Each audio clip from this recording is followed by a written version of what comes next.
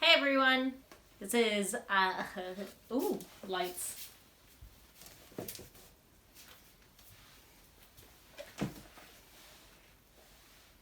It's Rachel over at Moonlight Library.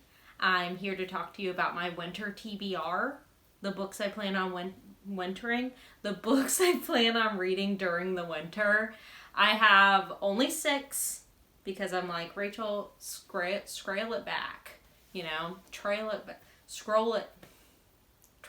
back. All of those things. These are the books that I'm thinking about reading over the winter. A lot of them are kind of big. Winter themes, large books, classics, literary.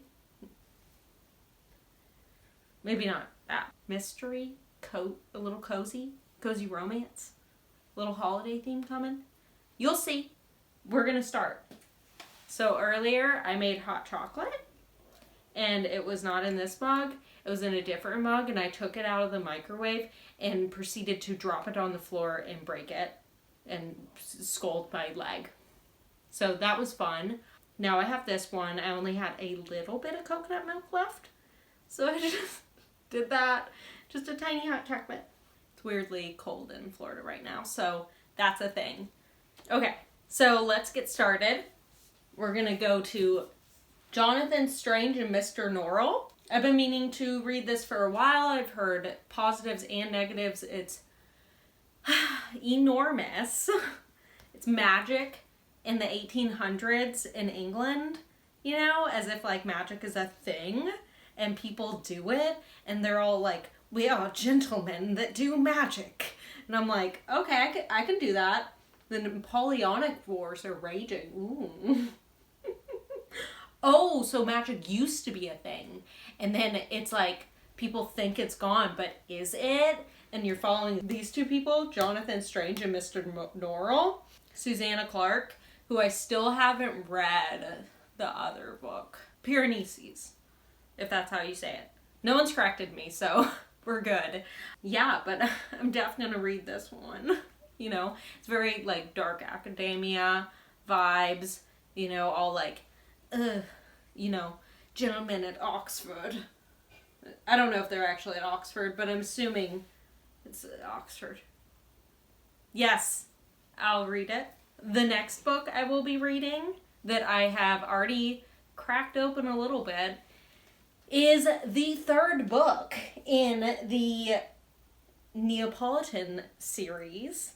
It is Elena Ferrante's book, Those Who Leave and Those Who Stay. It's about these 2 girls, Elena and Lila.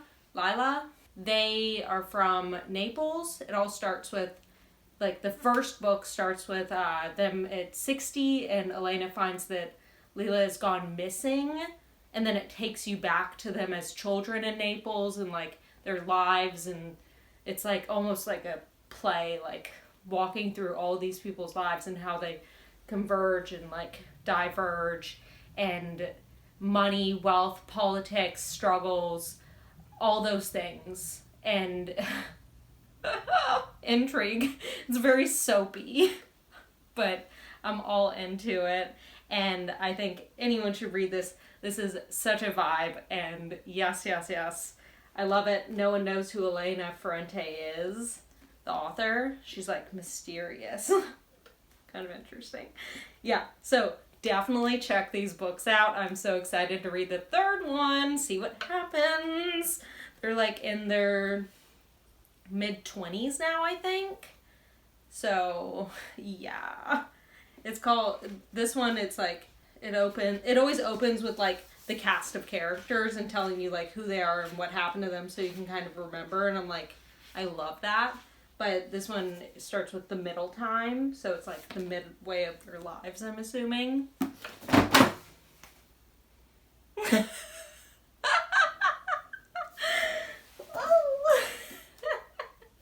Okay, yeah. So you can see why I'm excited about this. I read a lot of different books, types of books, and this one seems like a sappy romance, but it's not. Just trust me, it's not a sappy romance. It's anything but. It's so beautiful. She is, Oh, my heart is swooned. The next book. Very popular book back in the day, or at least the second one was very, very popular. It is Angels and Demons by Dan Brown. Obviously Da Vinci Code came after this. Angels and Demons. An ancient secret brotherhood, a devastating new weapon of destruction, an unthinkable target. When world-renowned Harvard symbologist Robert Langdon is summoned to his first assignment to a Swiss research facility, not retreat, to analyze a mysterious symbol. Yeah, Catholic Church, mystery, intrigue, death. I love it. Like, I'm so into reading things about Catholicism. I love theology. Seems, I don't know. I feel like I wouldn't peg me as the I wouldn't peg me as the person that would love Catholic novels. This isn't a Catholic novel, but about Catholicism. But I'm so into it and I'm so excited. It feels like very winter vibe, you know, like all this like old world lore. That doesn't seem like it's actually about old world lore, but you know what I mean. Yeah, so like the Vatican, going to Italy again. We're back in Italy. I think we're in Europe a good amount.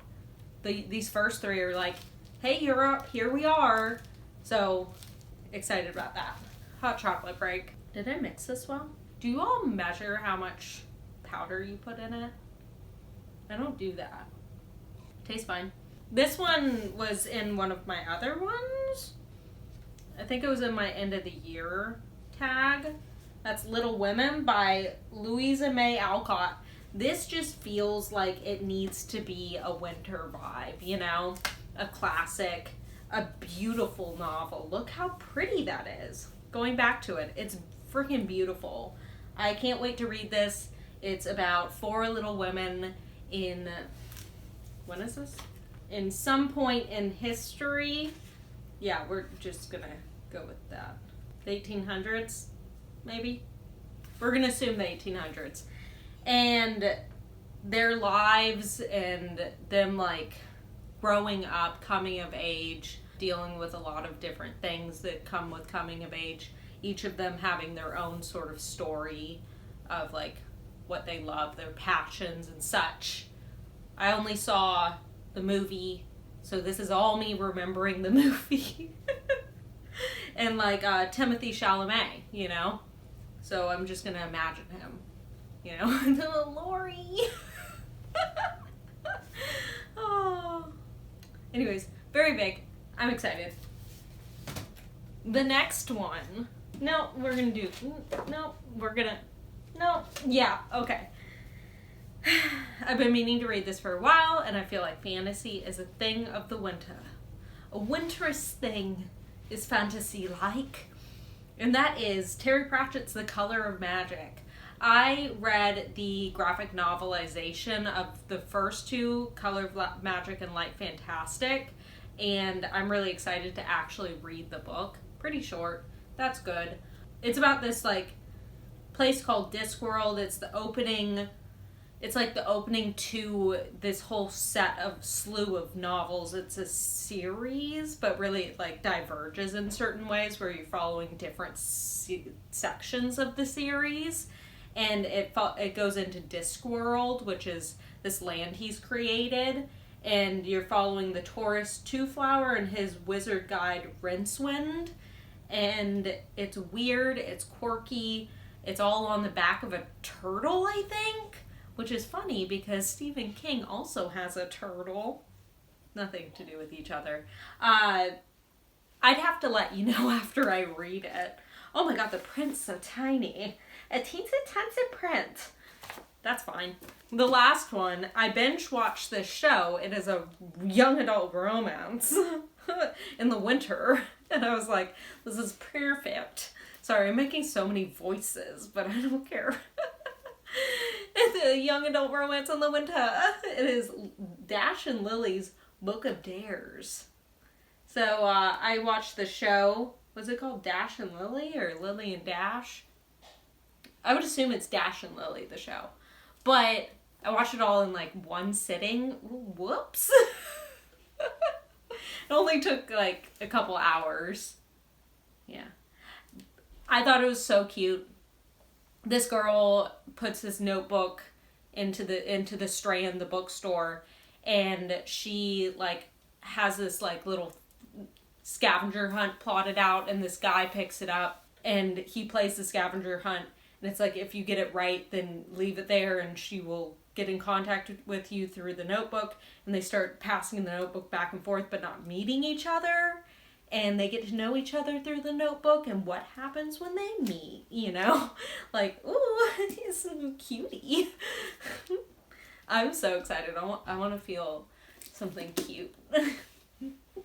I want to feel like the warmth of winter. Oh my god, I forgot about a book that I should totally mention. Surprise book. Surprise book, where are you? Where did I put you? Surprise book. It's a surprise for surprises. Yeah, yeah, yeah. I'll be right back. I'm back. So, One Snowy Night by Joe Shalvis. Shalvis. I got this through a White Elephant a couple years ago, and I'm gonna read it. Looks steamy. It looks like something I would never read, but this is the year that it's going to happen. I'm gonna read this book, get goofy and lovable with the dog Carl. That's what it says. There's no dog on the cover. They really messed this one up. I hope Carl's in the book enough. Ooh, it all takes place. It's Christmas Eve, and Rory Andrews is desperate to get home to the family she hasn't seen in years. Problem is, her only ride to Lake Tahoe comes in the form of annoyingly handsome Max Stratton and his big, goofy, lovable dog, Carl. Hours stuck in a truck with the dead sexy Max sounds like a fate worse than death. Not. But Rory's out of options. She's had a crush on Max since high school, and she knows he's attracted to her too. Oh my god, this is like match made in heaven. But they have history, and Max is the only one who knows why it went south. Why does she not know? They've done a good job of ignoring their chemistry so long. That's not a correct sentence. But a long road trip to a massive blizzard through might be just what they need to face their past.